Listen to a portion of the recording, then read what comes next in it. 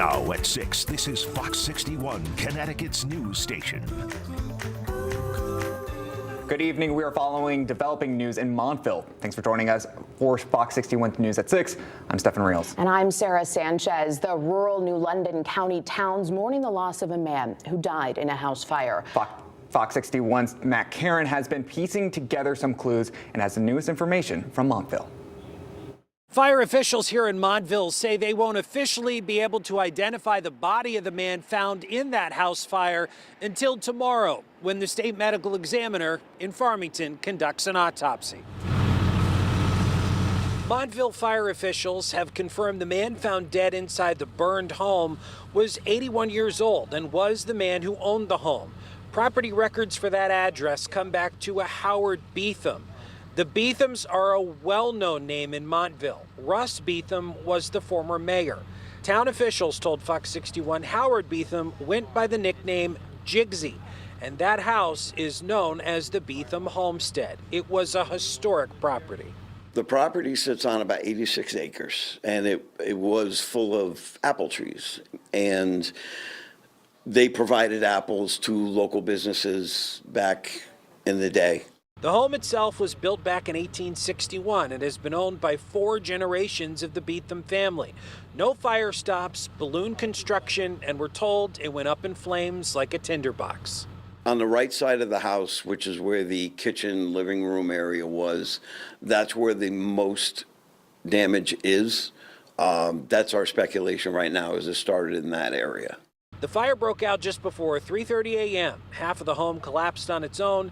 The other half was knocked down for safety reasons. Fire officials have yet to determine an exact cause.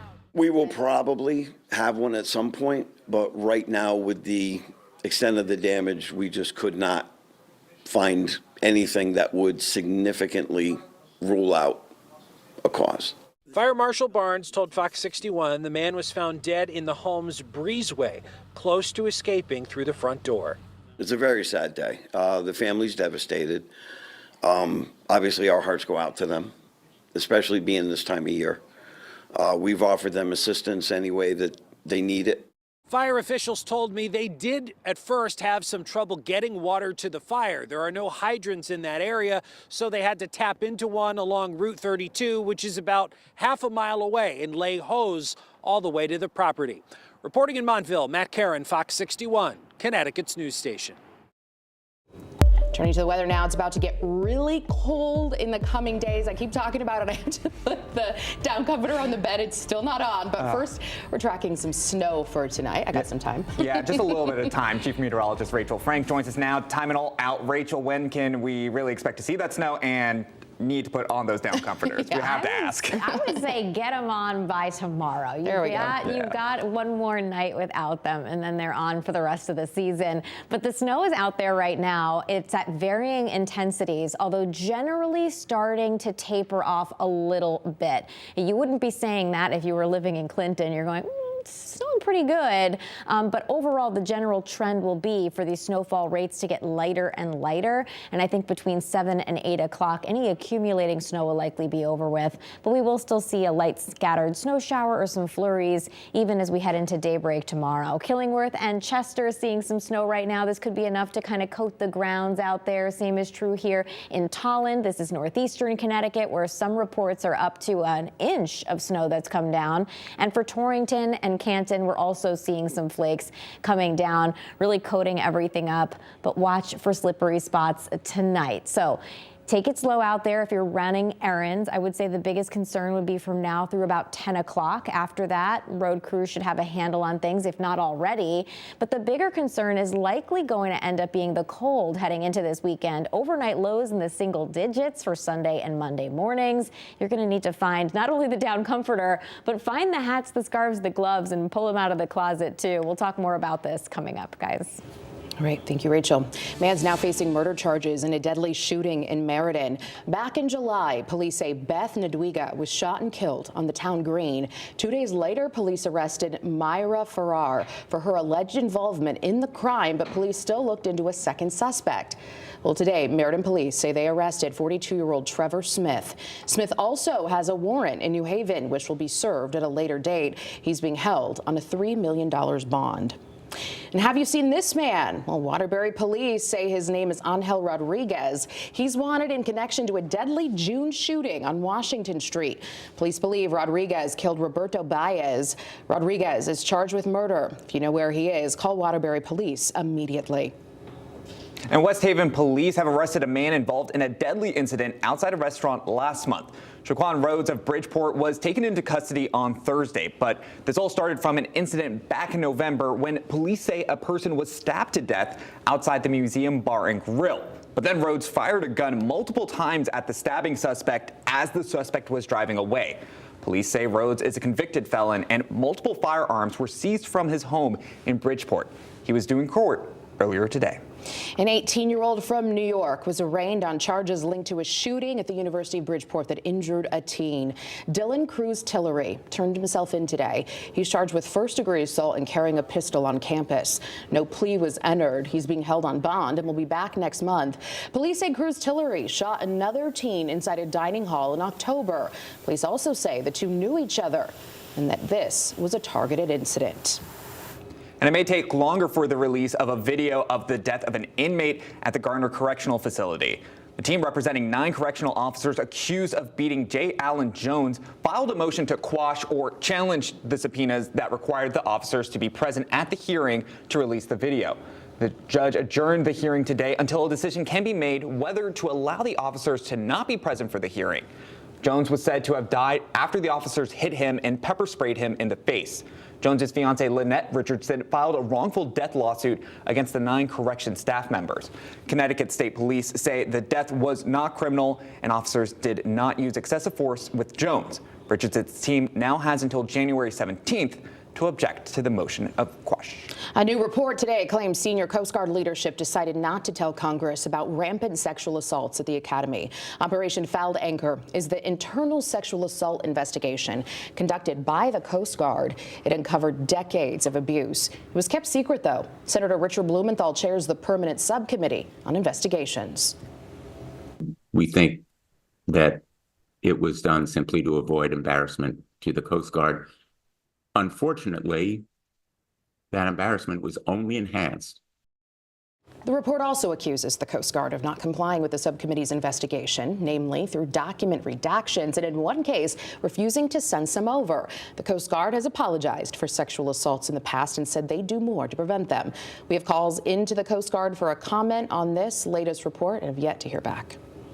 And officials are putting out a warning to homeowners about locking their houses and vehicles this holiday season. The warning comes after Westport police were called to an early morning break-in. Police encourage homeowners to lock your doors and windows before you leave your house. Consider installing a security camera like a Ring camera and motion detection lights at your home. Avoid posting on social media, though, when you are traveling so people know you're gone.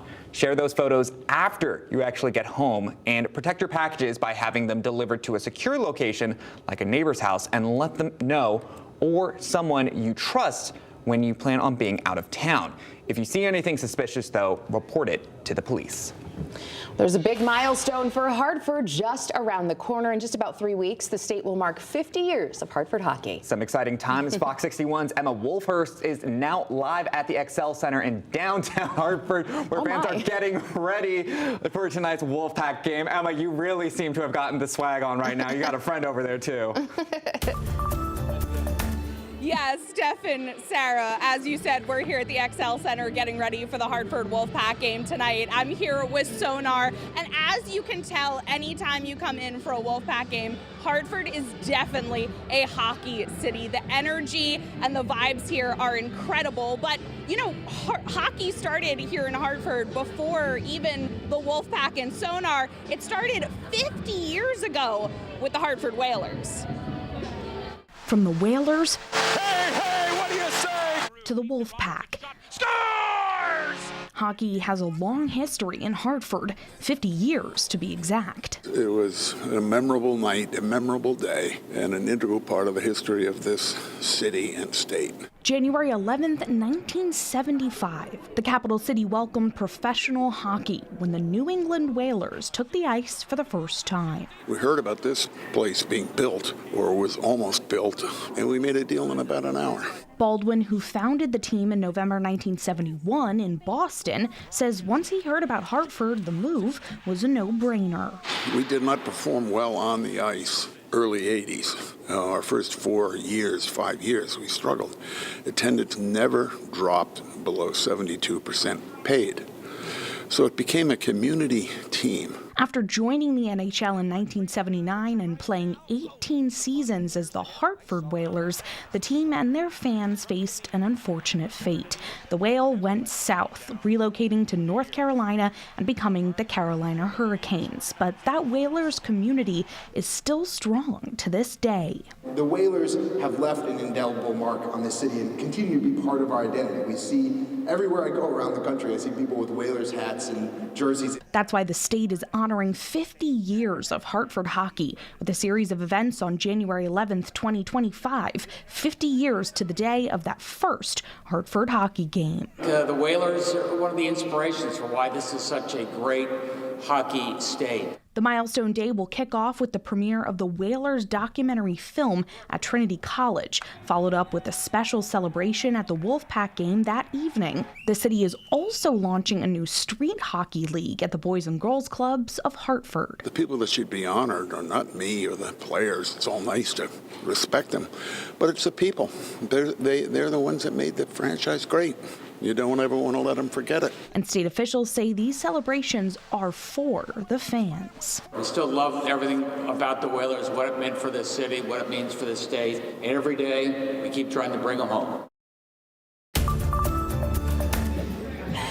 Puck drop here for tonight's game against the Providence Bruins isn't until 7, but as you can see, the energy is really building. Sonar and I are very excited. If you want more information about those upcoming events in January, you can find it on our website at fox61.com. For now, live here in downtown Hartford with Sonar, I'm Wolf Fox 61, Connecticut's news station.